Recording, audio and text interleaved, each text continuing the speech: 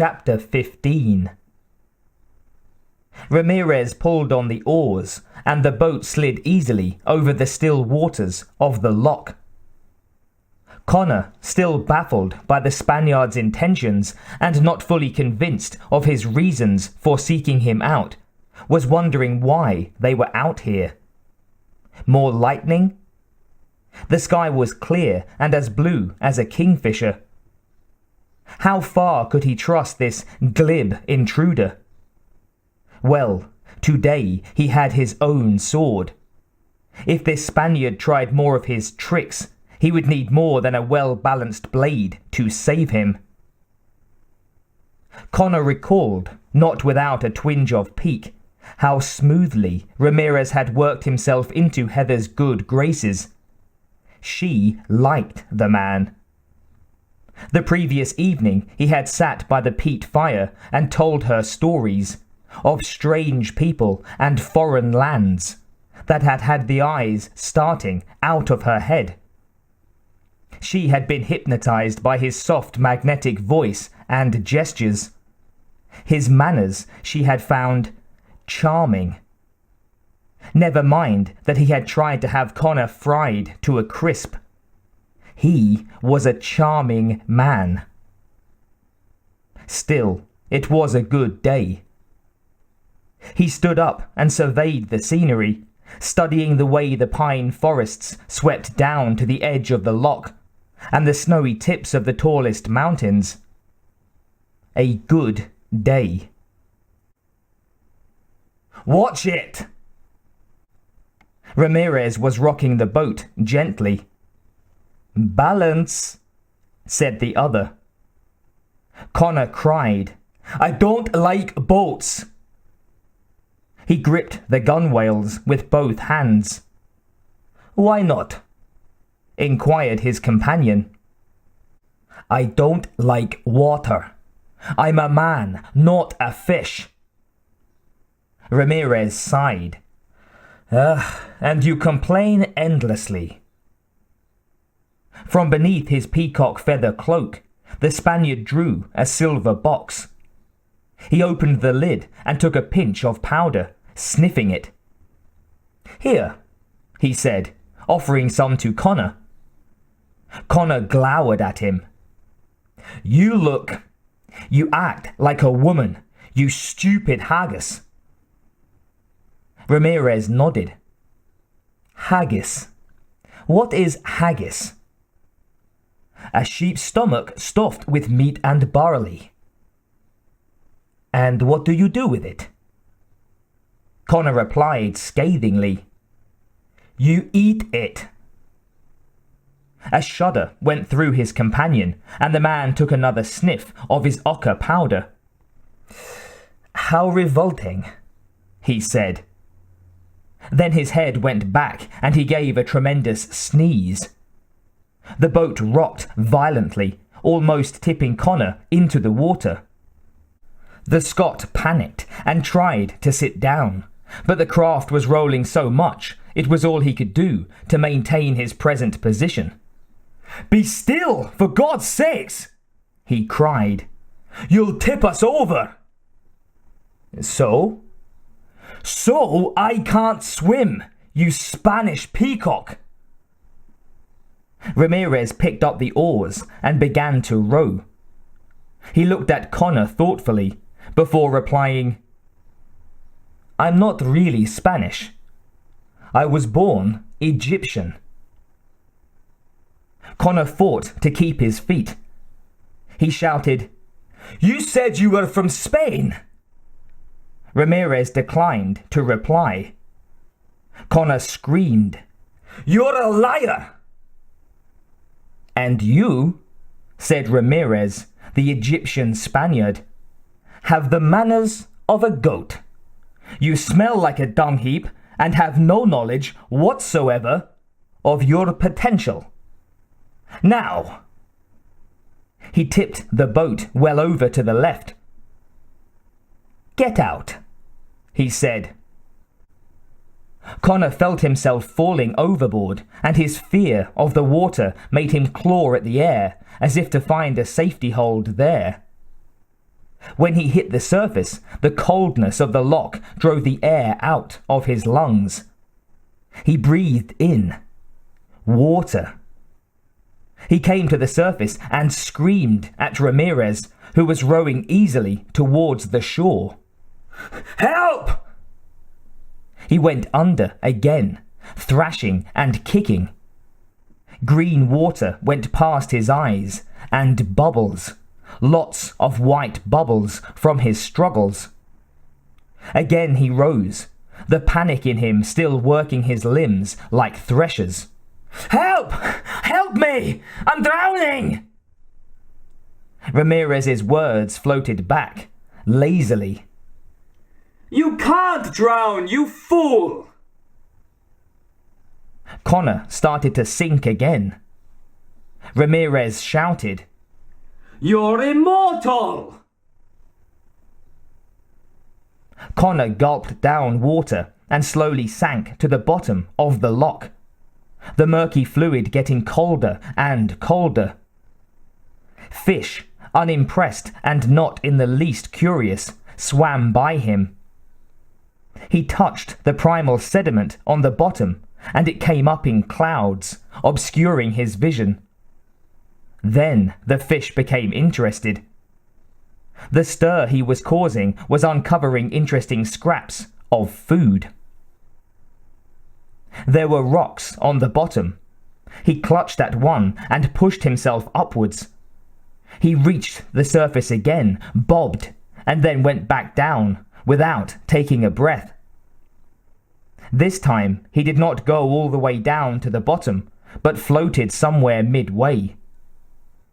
The current began to take him along, and after a while, though there was a pain in his lungs, he realized that they were not going to explode. His head was clear. He felt alive. I must be dying slowly, he thought. I'm light-headed. My mind has gone onto another plane. My spirit has left its shell. That wasn't so bad. He had thought dying would be a painful thing, yet it was just like going to sleep with a bad cold in the chest. That was all, no real agony. He clutched at some underwater reeds when they came within reach and pulled himself along the bottom towards the shore. Maybe he wasn't dead. Maybe people didn't actually die from drowning. Perhaps that's what everyone believed would happen, and they died of fear instead. Fear stopped their hearts. Actually, you could breathe underwater. He was doing it. Men were like fish if they allowed themselves to be. Juan Sanchez Villalobos Ramirez was going to get a shock. Then he was going to get something else. And even though Connor had discovered that men could survive underwater, the Egyptian Spanish buffoon would find that he was not immune to a Scots claymore. When Connor pulled himself gradually from the water, Ramirez had his back to him. The Highlander crept over the rocks towards his adversary, drawing his sword at the same time. The Spaniard was talking to himself. Well now, I wonder what he's saying to the little fishes. Connor came up right behind him and held up his weapon, ready to strike. He put all his strength behind the blow and struck the empty log where Ramirez had been sitting. There was a sword at his throat, the same silly little weapon that Ramirez always carried. But it was sharp and, no doubt, had balance. Crude and slow, clansman, remarked Ramirez. Your attack was no better than that of a clumsy child. You'll have to do better. The shorter sword wound itself around his own, and the next moment his claymore was sailing through the air, to land with a clatter amongst the rocks. What do you say to that?" Connor was dumbfounded. "How did you do it?" Ramirez grinned at him. Connor cried, "This is the devil's work." "You have a peculiar fixation with that fellow, which I find hard to understand," said Ramirez. "Perhaps you were kicked in the head by a demon as a child. That would explain some things." Connor sat down and stared at the ground. There were many things he wanted explained, but he was damned if he was going to ask Ramirez. He sulked while the Spaniard picked a leaf from a bush and tossed it onto the water, watching it float away. Ramirez said, "You cannot die, MacLeod. Accept it." "I hate you," he replied vehemently. The other laughed. "Good! That is the perfect way to start." He paused, then, "An ordinary man would have drowned, wouldn't he?" "Aye," he replied, reluctant to let Ramirez have anything. "Then you are no ordinary man, nor am I. You are immortal, like me. Unless..." "Unless what?" "Unless you lose your head." "What, my temper?" "It's always wise to keep that." "No, I mean if you are beheaded, then you will die." "You just said we are immortal." "If we keep our heads firmly on our shoulders, we are. It's our one weakness. Our Achilles..." He twisted his mouth wryly. "Neck." "Who?" Ramirez sighed, seeing his wit had been wasted. Never mind. Just remember it. There are others who know of your weakness, your one soft spot. If they come across you, they may try to take advantage of your poor swordsmanship." "May? I take it you mean that oaf who tried to kill me 5 years ago." Ramirez shook his head as if he were dealing with a small child. "That was no oaf. That was the Kurgan, and he was playing with you. Oh, he would have taken off your head all right, if your cousins hadn't gotten you away. But he's no oaf with a blade. A black-hearted boar with a penchant for power, perhaps." "You said may. There are those who may try to kill me. Why?" "All in good time. There are also those like me, big-hearted, generous fellows who love their comrades. Whether we shall survive until the gathering remains to be seen."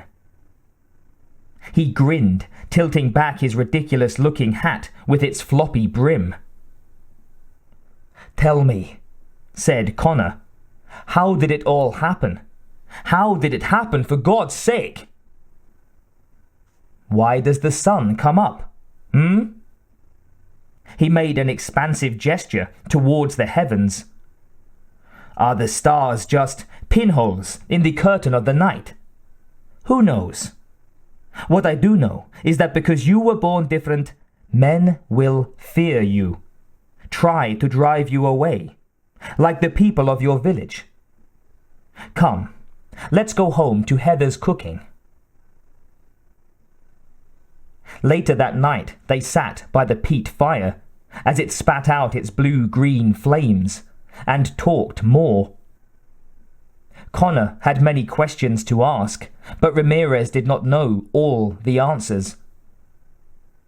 "I don't even know all the questions," he admitted to the Scot. "If I did, I would be God Almighty, and I wouldn't be sitting here talking to you." But is decapitation our only weakness? What if the villagers had burnt me that day? Ramirez said with a straight face, I wouldn't test it out. It's the only weakness we know of. There may be more. Perhaps the fire would have burned through your bonds, and you could have walked away. A lump of charcoal. Ramirez shrugged. In any case, you're not ready yet. We must get you ready. Ah, the food. Heather had cooked the hash and was offering it to them. Until that point, she had been outside, and Ramirez had said that Connor was to say nothing to her, at least for a while. Connor put his arm around her waist. What do you think of my bonny lass, Ramirez? She's very beautiful. You are a lucky man. I am, smiled Connor. Heather flushed and brushed his arm away. Och, away with you, she said, and eat your food before it goes cold. After Heather had gone to bed, Ramirez sat by the fire and began to read by its light. Connor was curious. What are you reading? The book had a worn leather spine, well used, covered in fingerprints. The Book of the Sword. It's by an Italian, Cesare Lorenzo de Orazio, of Florence. In this book are the secrets of the sword makers, how to refine the metal to a purity unmatched even by the Venetians, how to temper the blade to the hardness of diamond. It's a fascinating work. Huh, said Connor. My claymore's good enough for me. But then, you're only good enough for your claymore. What's that supposed to mean? It means, my friend, that like your rusty old blade, you are flawed in a dozen places. One good bash would break either of you. Connor stood up. Oh, is that so? Sit down, sit down. You're not going to fight me in your own house, are you? With Heather asleep upstairs. We'll get plenty of opportunity to test your skill, though it shouldn't take long. You can take that iron bar you call a sword, and I'll use my own weapon. We'll see which holds out. By the way, the Spaniard's voice dropped to a whisper.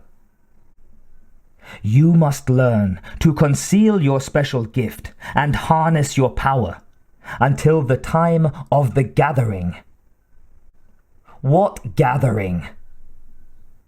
When only a few of us are left, we will feel an irresistible pull towards a faraway land to fight for the prize.